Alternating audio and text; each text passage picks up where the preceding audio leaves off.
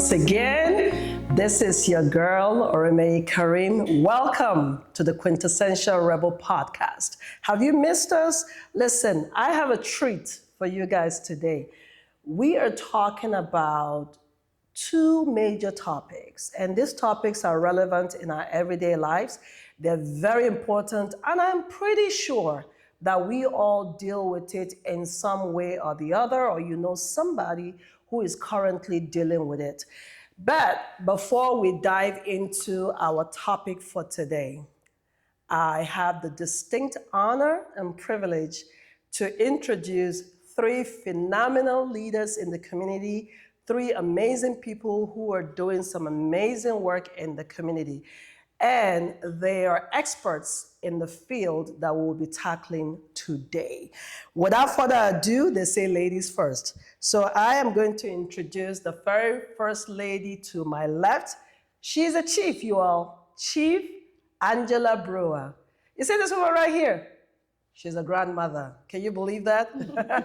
She's a mother to two amazing sons and one beautiful daughter, and also just became a grandmother. She is a social worker, a clinical therapist.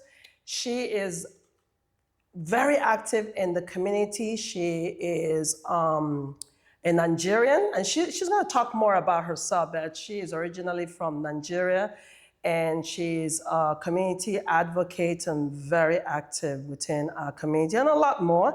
And then to her left, you have Mrs. Teah Williams-Hampton.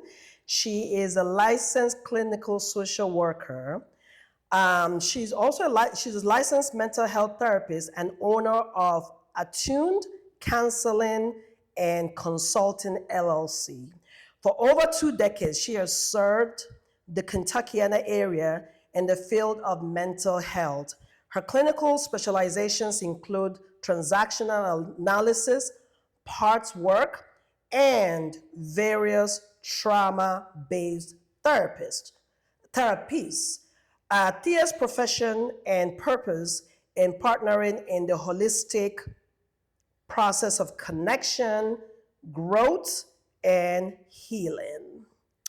Teah is a speaker and facilitator in the Southern Indiana area on topics ranging from mental health to social justice and civil engagement. Her motto is, "This work is a privilege." It is not about providing a service, it's about being of service. That is amazing. And stuck in the midst of three women, you've got the only gentleman in the house. And he is Elder Mr. Jide Joseph Omutinugbon. Let me just list all your names, all your government names. Put it out there. He is also a licensed social worker. He's worked variously as a psychotherapist in the state of Indiana and has been practicing for over 20 years. He's currently an assessment clinician in one of the psychiatric hospitals in the area. He has published several articles on mental health issues in Nigerian newspapers.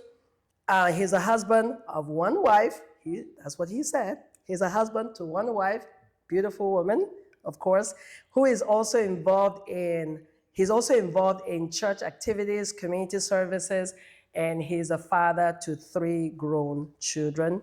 And Teah is the mother to 1 grown girl. I can't believe how grown she is, grown young lady. So without further ado, we will be discussing mental health. See, mental health is such a big topic and issue within our community. And we're talking in the African community, in the Black community. And a lot of times I feel that we don't shed light on it. We don't talk about it because of the stigma attached to it. We have attached such a stigma to that word that a lot of times we don't want to deal with it. So before we even proceed, what is mental health? And anybody can take that. What is mental health? Well, I'll start with, we have to think about health holistically, right? So you've got physical health, you've got your spiritual health, but mental health has a lot to do with your emotions, your mind, and it's on a spectrum. And I'm glad that we're talking about defining it, because stigma is based upon meaning that people attach to it. So when you think about mental health, it is on a spectrum. Where is your wellness in terms of where you are socially, where you are psychologically, where you are emotionally? So on the spectrum of wellness, you have okayness, and then you have illness. So mental health isn't all about just being ill. It is about looking at yourself entirely in terms of where you are psychologically and emotionally. So that's just a small part of how I describe it. So your description simplifies it a little bit, and it also gives it a meaning where everyone should want to check on their mental health.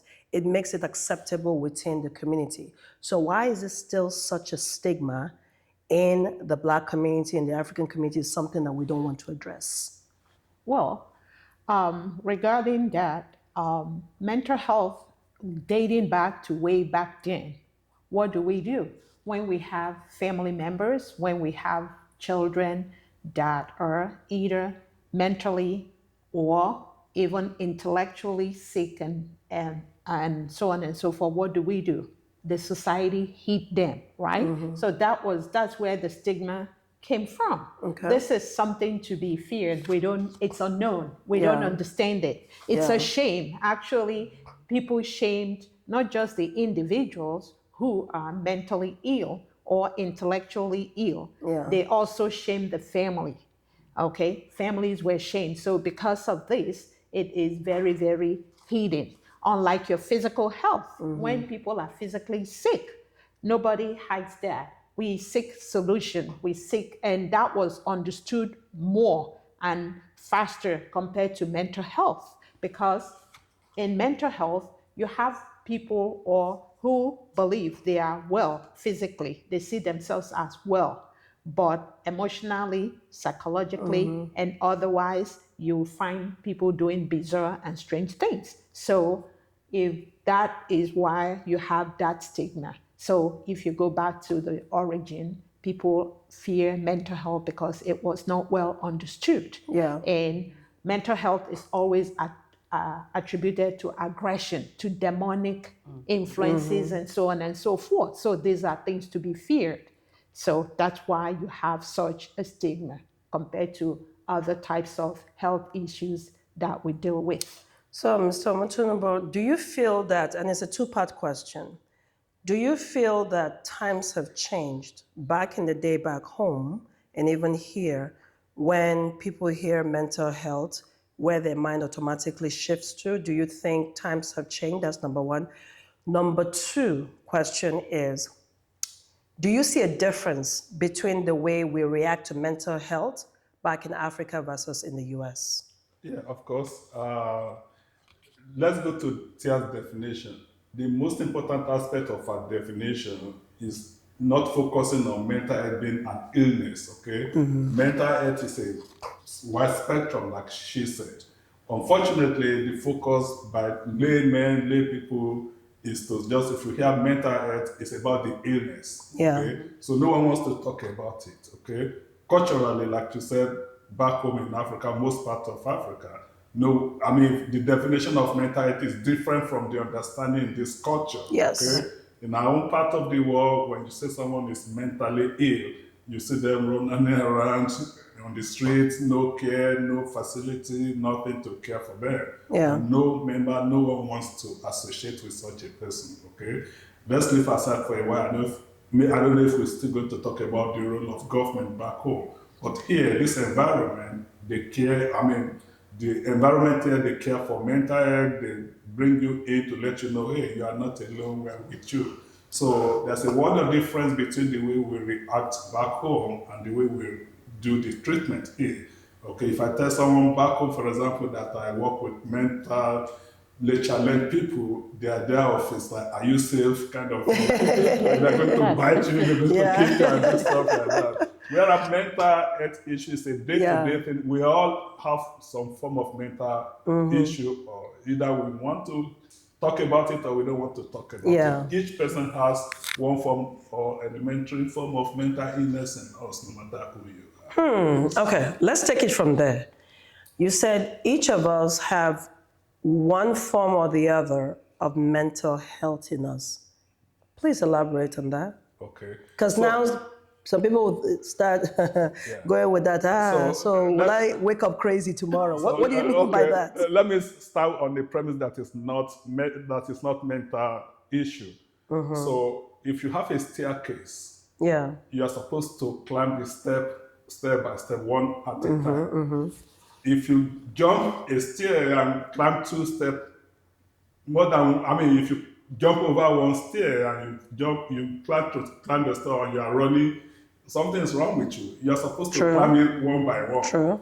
If there's a fire incident and you can jump the step more than 2 and you are still climbing 1 step at a time, something is wrong with you. Okay, so it's difficult to demarcate to say where does the mental illness comes. Number 1, you're supposed to climb a step 1 at a time, and you are climbing 2 steps instead of 1. Something, like I said, is wrong with you. But if there's a fire outbreak and you can jump 2, 3, and you're still climbing 1 by 1, something is wrong with you.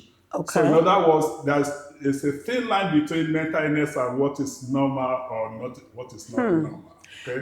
Okay. So I want to elaborate on that. Let's now go use the examples that are found in mental health. Talk of depression. And if you mention depression, you're talking about stress and so on and so forth. We are stressed, especially the environment we are in.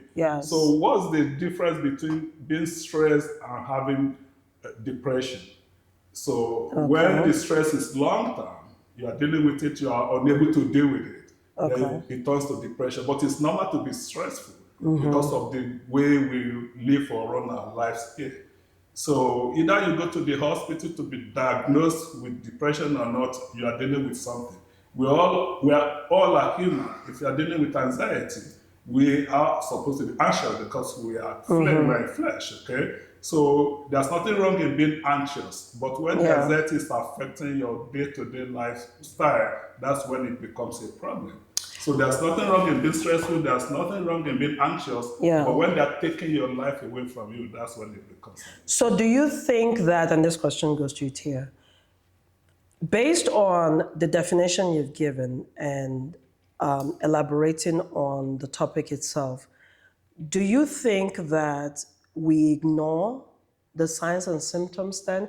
Because like you said, it is normal, it is natural to have some type of stress in your life, to be anxious, but then when it crosses over into something that is now tilting towards mental issues, do you feel that there are signs and symptoms that we're supposed to be looking for that a lot of times we miss, or sometimes we just ignore it because we don't feel like it can happen to us? You know, it's a complicated question in a way, you know, because so I'll use language here, because what Joseph was talking about was functioning, right? So if depressive symptoms begin to impact your functioning, well, you know, if I just decide that I don't want to leave the house for a few days, or, you know, I, for whatever reason, don't feel like making up my bed, or I'm not, you know, I'm taking a shower, but maybe not as much, or I'm really agitated, or I'm really irritable. Sometimes the language that, and as an African American, Black American person, we would use language like, well, I'm just in a funk. You know, back in the day, they called it the blues. You know, or, you know, we might hear our aunts or our grandmothers say, you know, I just don't feel like myself. I just don't feel but like isn't myself. that natural? Isn't that normal? Or you're saying if it continues for days to weeks? Yes, for so what I look for is functioning, and then so we are licensed to diagnose people. So we use the Diagnostic Statistical Manual, right? And so it gives us not only the symptoms but also length of time.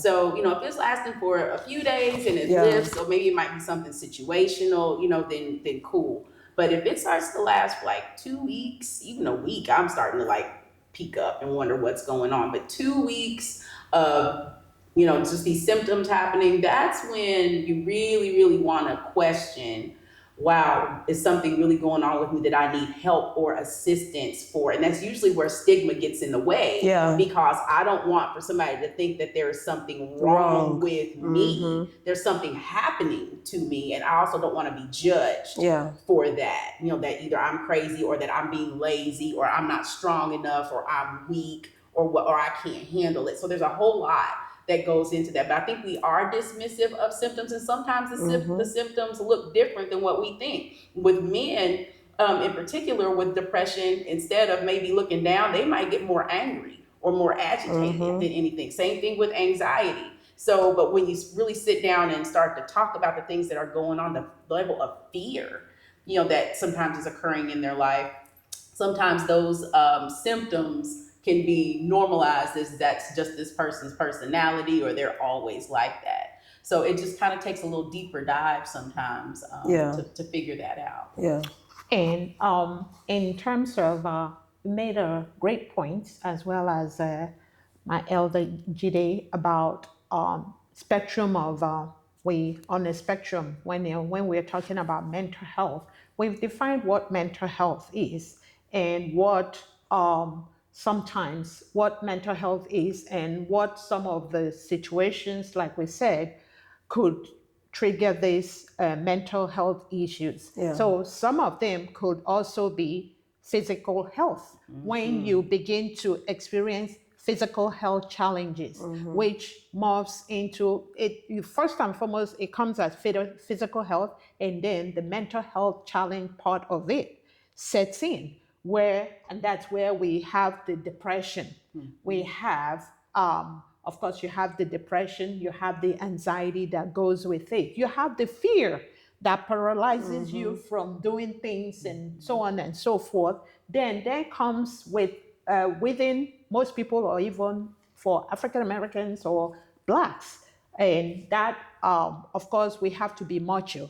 Why should I, be strong and everything? So that's where we tend to hide those symptoms, those things that are ailing us, those mental illness, or those diseases that are ailing us. This is where the stigmatization comes in, where I don't want people to think that I'm weak. I'm strong. I'm supposed to be a man. I'm supposed to be, this. I'm supposed to be that. Don't want to talk about it. You're considered weak if you discuss it, and so on and so forth. So that is how it goes. So mental illness is on a spectrum, and there are several or various things that can create mental illness in our lives. And sometimes they could be biological, and sometimes it could be, we use the term in clinic, you can be organic, meaning something can accident. Different things can cause grief. Yeah. Okay, grief, losses. These are things that can cause us our emotional health, our mental health, and so on and so forth. But most of the time, so these are some of the things that could cause us our mental health. And these are the things that, we tend to hide from the public. What is the role, or what role do you think our environment plays when it comes to mental stability? And when I talk about environment, we're talking about, especially if there's chaos in the home, if maybe a student is beginning to now fail in class, the political climate, without really going into politics, but the political climate, let's also add financial challenges, things that we go through on a regular basis. How does that contribute, or does that contribute a lot to our mental health? Or will you say that it's already there, like you said, it's already, those challenges are already there, and it just takes just a little bit to just make it just blow Drive up? you Yeah. over the cliff, or over Yes. the edges. Or do you think most of what we go through in our everyday life contributes to the formation of a mental health or mental illness in our lives? So You let understand what I me mean? come in with that question. Oh, thank you for that great question. So in mental health, or we started assessing for what is known as ACEs. Okay, so that ACEs stands for adverse childhood experiences. Okay, so we are going back to adverse childhood experiences, looking at your background or children or whatever. What is it in the home or the environment that could have created the problems or the symptoms that is presenting at this moment, okay? And we kind of find out that when people are in dysfunctional families, right? You can look at dysfunctionality comes in various ways, okay? You can have parents who are on drugs, you can have domestic violence, you can have abuses, sexual, physical, emotional, psychological abuses that are happening in the family. All of this goes to impact mental health or children or people's mental health, which you can link to that present environment, that small environment. So it impacts a lot. So in our assessment, we tend to look at the ACEs, okay? It's how significant was, those moments in your childhood that determines what type of trauma. When you look at ACEs, you're looking at trauma, the level of trauma this individual or people go through. People with higher ACE scores tend to have a larger or more heightened emotional and mental health, issues. And mental health, like Teah has defined or we've stated, can range from a lot of things. You can have depression, you can have anxiety, you can have behavioral disorder. Those are all mental health, which comes in several ways and everything. So these ACEs we could say it's environmental, because when children are neglected or they are in a home where drugs are parents use drugs and they are abandoned, they are neglected, different ways, it impacts them as people grow up. I'll stop there and then. Go ahead. So, at the expense of repeating what they've said, we are all products of the environment we grew up. That's going directly to your question. So, your environment breeds who you become, or you project to the world that you are, okay? And like they already talked about, mental health is not just confined to I'm crazy or I'm not crazy. Like they said, we have the physical, emotional, and the behavioral, okay?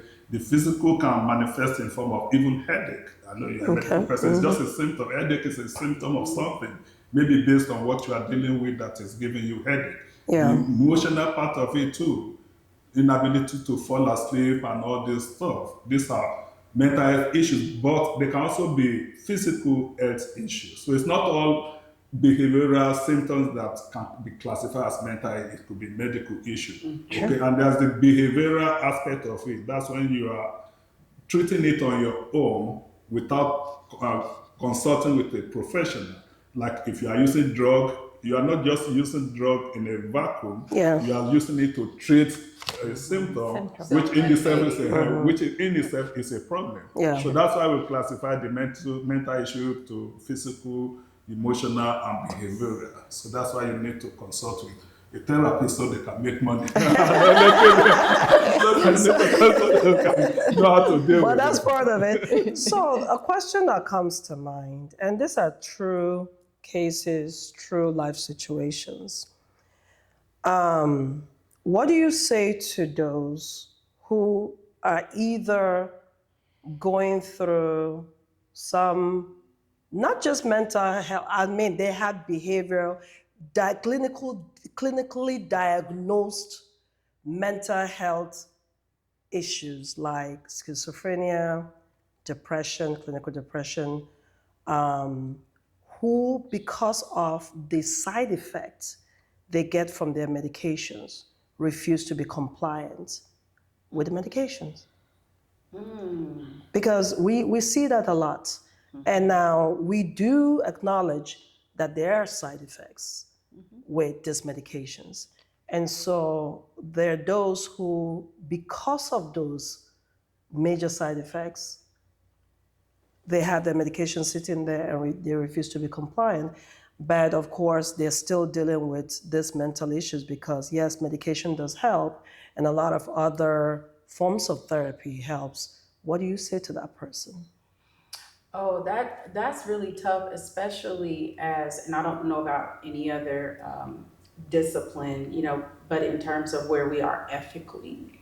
And we've seen that. Joseph and I worked in community mental health, and where you have that spectrum of working well. So look just like we do, and you have folks who have chronic or severe mental illness, Yeah. and having to work with or treat folks who may refuse. That kind of will be in the chart. Client refuses medication because they can't feel anything, and at most, and this is just how I practice. I work with mostly working well folk. Is, are they causing harm? That's the first thing that I look at. So, of course, people aren't comfortable. They might be sitting in a chair talking to themselves, talking to somebody that isn't there. Yeah. But are they causing harm to themselves or other people? Also, what other supports do they have? Because that is also something that we have to work with too. As we were talking about environmental factors and medication, I also have to think about protective factors. Yeah. Because we can all have things that are going on in our world, but do we have supports in our life? Sometimes I've been a case manager of someone who is unmedicated with schizophrenia. So because it's their choice. I have also seen where there have been court orders for someone to be on medication, but that's usually if they were going to cause harm to themselves or other people. And since not to bring in politics, but since Reagan, it's harder to get people, which is best. It's hard to get people hospitalized. And that's the other thing is that folks are like, well, what do I do? And because they think you can just lock people away, and you can't. That's why we have community mental health. So just in short, I have to respect the dignity and worth and self-determination of people to also decide what their treatment is. I do have to consider whether they're causing harm to themselves or other people, and also what supports do they have, both as providers, but also in their family and in the community, because we see that a lot where because you can't make people do it. Okay. Yeah. Well, before you make a comment, let me follow up with a question. Okay. What disparities have you seen in the Black community with respect to this field?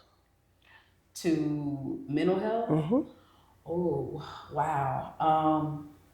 The type of one is the number of folks that may be in the criminal justice system that will not be kind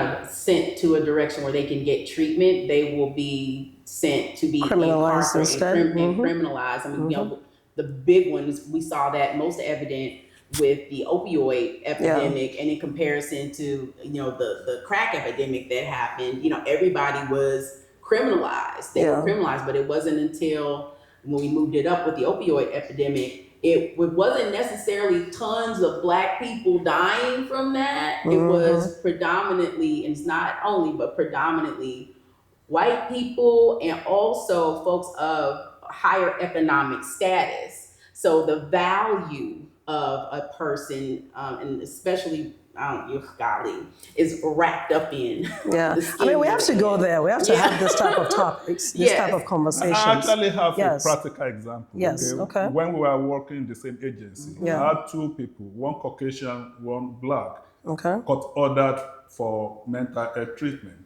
So if you attend the program for 3 months, then you'll be let go of the criminal charge. The Caucasian showed up once in 2 weeks, like fortnightly, for 3 months, and that ended it. Wow. The other guy, the Black, who said, hey, it doesn't take me to serve more than 3 months in jail. That's all it takes. So he felt it's more convenient for him to just serve 3 months in jail and forget about it, or get on probation and all those stuff.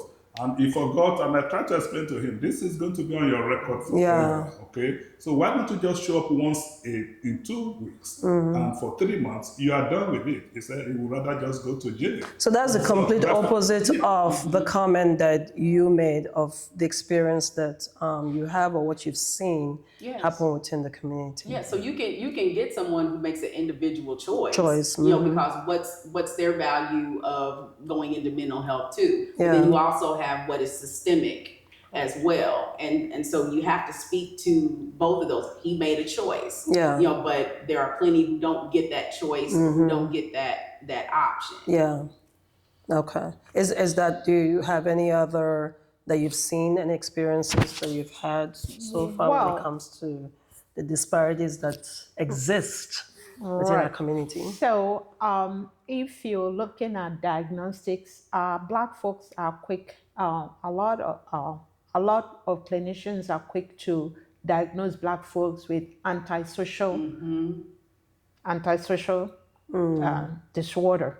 And when you look at that antisocial diagnosis, there is a lot that goes into when the spectrum of antisocial diagnosis, antisocial disorder, it's a spectrum on its own. But in diagnostics, Black folks are quick to be labeled antisocial when you compare to the others and so on and so forth. So as clinicians or as us working in mental health, take a look. I always ask people or clinicians to look at the environment.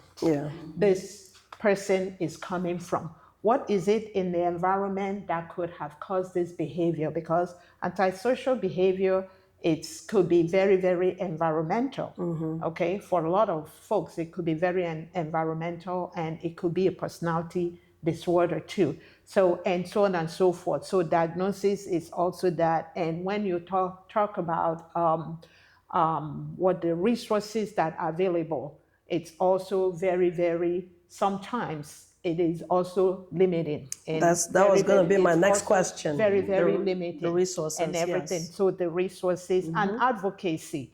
So when it comes to the resources include supports. It includes supports and so on and so forth. And we know that even with the way the structure of our society is and everything, there are people that have more resources than the others. And when you have more resources, they tend to get more support than those who do not have, who have less resources. Okay, so those are all, they all come into play with regards to the outcome of mental health or other illnesses and everything. And even the stigmatization we talked about previously, all of this have a role to play in the outcomes and the disparities that most people face.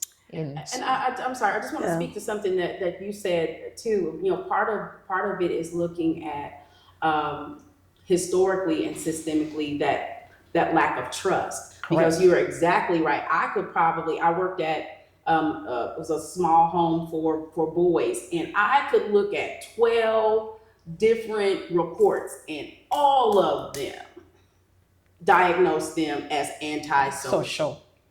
And so the idea that this label, or they would be, not all the factors would be considered in diagnosing, and that is a record. Like we have credentials because we can diagnose people, and that is a record.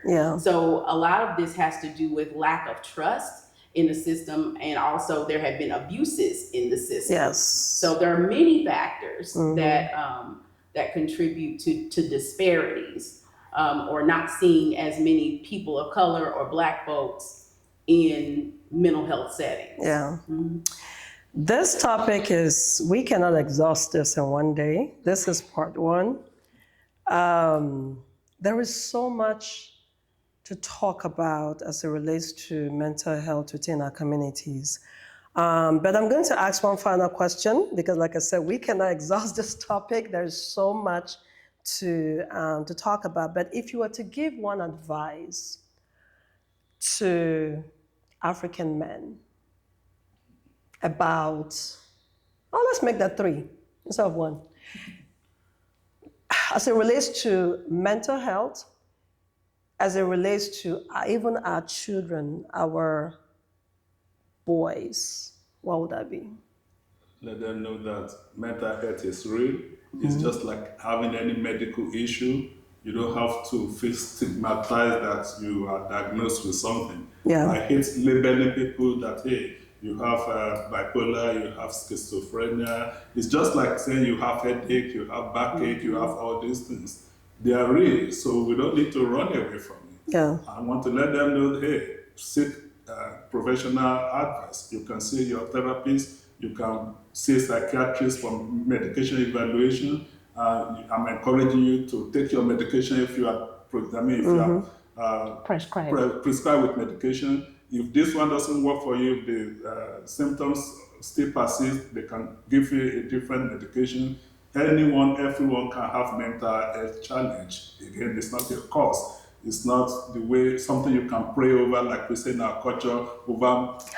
It's not my portion. He preempted me. That's what I was going to say. It's not my portion Yes. in Jesus' name. That's Yes. how Africans here we say it's not my portion in Jesus' Yes. name. Hey, if you go to the Bible, if you read the Bible, it's not mentioned directly to say this person has mental issues, but if you see all the symptoms, some of them went through, you know that they were depressed, they were, demonic. Talk of Jonah in the Bible, he said he wanted to die. Talk of David, he said, I'm depressed, have mercy on me. All this, David, if you were to come to the therapist or the psychiatrist for diagnosis, we label them. Yeah. But they were not labeled in the Bible. So it's not a new thing to talk about mental health. Yeah. It's in the Bible, it's everywhere. So don't wear a macho thing. I'm a man, I'm not, this one cannot affect me. We all are affected one way or another. Yeah, I'm glad you went there, because one of my follow-up questions was going to be, I know like in our community, in the African community, everything is, God forbid, and we don't want to face reality. And I know people who have used the Bible, some pastors also, that will say fast and pray and God. I believe in fasting and prayer, but God gave doctors and medical practitioners the wisdom and the knowledge to be able to treat certain cases. Sure. So there are some things that require deliverance.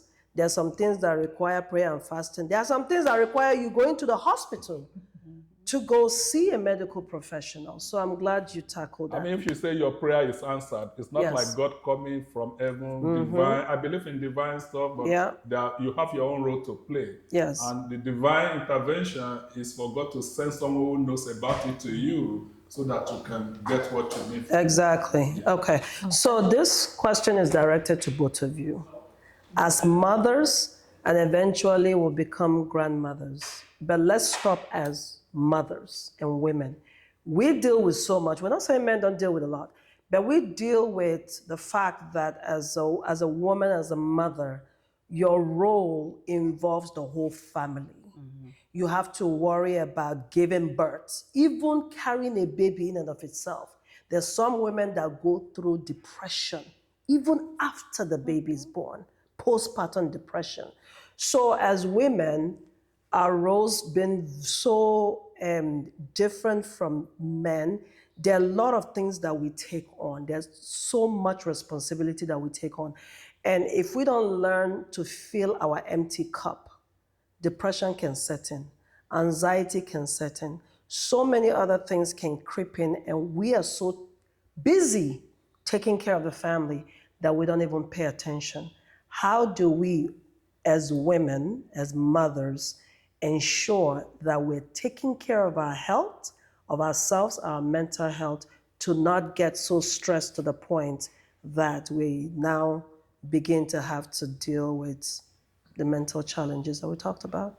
Okay, I'll go there. I'm going to go a step further. When you speak of postpartum depression, actually, postpartum depression, it's prepartum depression. So there are women that go through not just depression, psychosis, once they become pregnant. Pregnant, yeah. Right? So we want to learn, and I'm looking at the camera and saying this because this is, it's becoming more evident. Formerly, it was something that was very misdiagnosed. I'm going to go back to when I originally from Nigeria, I know of this woman, each time she's pregnant, she becomes psychotic. I mean, to the point where she had 3 pregnancies, and afterwards the husband divorced her because they could not understand. And as being a mother of 3, I know, I went through postpartum depression, not to that extent, Yeah. but I recognize I was not in the social work field. Now I recognize what it is, and so on and so forth. So we need to, as women, whether pregnant or not, that is very important. And this is, I am looking at, so when I see a young women, for more especially, we mothers that our children are getting married, and I'm beginning even in the field asking certain questions, looking Yeah. at clinically and asking, are you experiencing, so that there are medications to treat. Clinician, Yeah. but it's like, well, I'm not going to tell anybody my business. Yeah. Well, find somebody that you trust. So just normalizing those types of behaviors to create a more healthy family environment and a more healthy community. Yeah. Well, we have come to the end of this topic. I wish we could go on and on and on. I hope you've learned something on this episode. Thank you all so much for being here. Look out for part 2 because we do have a follow-up topic that kind of runs in the line of mental health as well.